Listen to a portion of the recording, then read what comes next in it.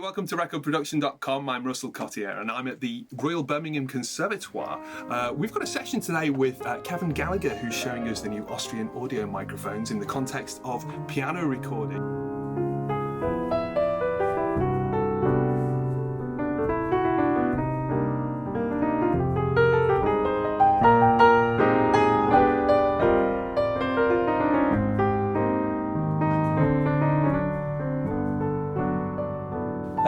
Well, started off with these two new Austrian audio mics. Yeah, which are, let's point them out. The silver ones. These ones. These two silver ones, yeah? Yeah.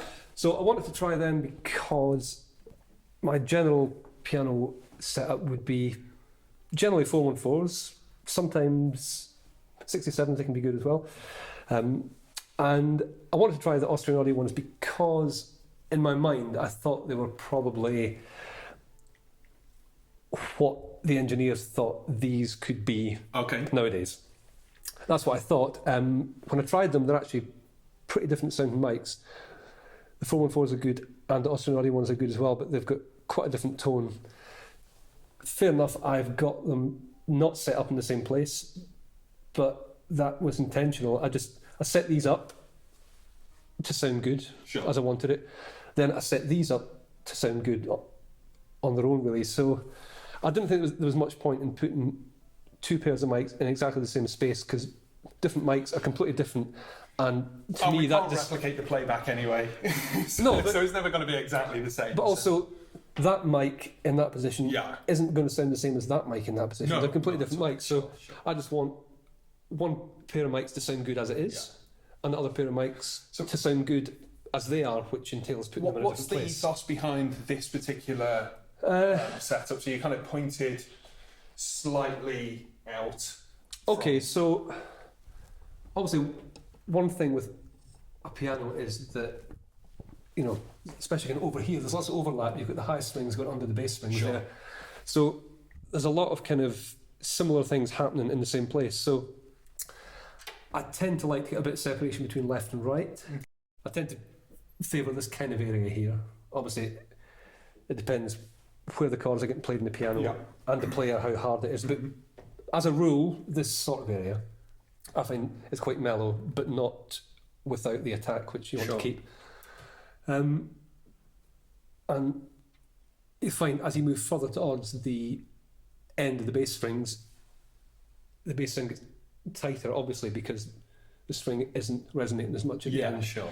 So it was a good balance, and by angling them quite severely, I was able to get the image I wanted. Right. Because if they're too, I find if they're kind of too flat like that, that left-right difference isn't quite as noticeable. So are you panning that full left and right, or with full left and right? Oh, full left. Okay, cool. Because I set them up on headphones with each mic hard left and right. Oh, right. So we saw you doing that before. So that's essentially my panning. I've panned it at the record stage. Right, okay. So you're not doing a sort of severe low-end, high-end pan, you're doing like a combination of things. It's that overall mix of the two. Sure. And I could narrow it, I couldn't necessarily widen it. Right, okay. Because of how I've done it. But it's good. So that's the 414s and the Austrians. What's the, I don't know the number of these. They're Audio Technica 4051s. Okay. Which are super smooth small pencil mics. I like them a lot for a lot of stuff. And they're pretty much really off axis in the piano. So they hypercardioid? Just normal cardioid, these capsules. You can get Omni and Hypers for them as well. Right, okay, I don't have them. Yeah. And I just find that adds a bit of air and detail, whereas that's doing most of the grunt work, really. Sure. So often I might rebalance the two pairs of mics at different bits of the song, depending on what's being played. Sure. I'm not using all the mics. I'll probably use one pair plus the black pencil mics. And they've got a high pass, have they? Roll off? They're just flat, I think. I think what you're seeing... Oh yes, it's flat. Yeah, it has got it, but it's off. So what do you do regards phase? I mean, what's your concerns about that? Do you worry about it, or not generally? If it rears its head, if you look at a piano on a phase meter, it's going mental all the time, positive and negative. So it's, as an instrument, it's always moving about. I may use a kind of sample delay to get a bit more focus between the two mics. Okay. And I may do a similar thing with these relative to the ones I choose. Okay. I find that can just bring the whole thing to become quite tight. Cool. So have you got room mics in operation here? Nothing in here? That's the only kind of that gives all the non-close mic. So any other things that you would do to a piano before setting up, or obviously it's in tune? Obviously with the lid open, I would have liked to get the lid a bit further down. Yeah. But until all the piano manufacturers make a piano lid that has a half height, variable heights on it, I've actually got a bit of wood I bring with me sometimes. It might seem excessive, but I couldn't quite get it stable in the piano there to angle the lid. But when it's open, all the sound kind of comes out and goes away. So I'd rather get it sort of half closed. Okay. And I could have done that, but I just... Do you find that creates a resonance of specific frequencies around? It just makes it more dense, really. Right, okay. I think when it's open, the idea is that it hits that and comes right out to an audience. But obviously in a studio, that's not really what you want. I had this box built by Crispin at Crookwood, and what it is 2 mic amps. Yeah. 2 of the Crookwood famous mic amps, which are pretty fantastic. The headphone amp from their mastering console, but spec'd up with much more headroom here. So it can be used as straight head mic amp, there's 2. It can be used just as a headphone amp, but the main purpose of it is that I can plug the mics into it. There's 2 switches here that say mic 1 to cans and mic 2 to cans.